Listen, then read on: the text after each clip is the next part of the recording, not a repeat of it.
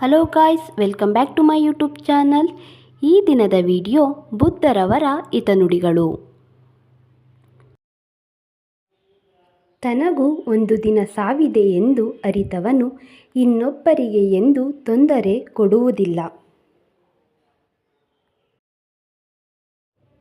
ಜೀವನದಲ್ಲಿ ಕಲಿಯಬೇಕಾದ ಅತಿ ದೊಡ್ಡ ಪಾಠವೆಂದರೆ ಶಾಂತವಾಗಿರುವುದು.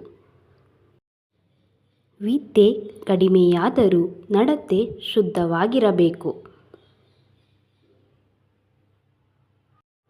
ಕಳೆದದ್ದು ನಿನ್ನದಲ್ಲ, ಇದ್ದದ್ದು ನಿನ್ನದಲ್ಲ, ಏಕೆಂದರೆ ಈ ಬದುಕೆ ನಿನ್ನದಲ್ಲ.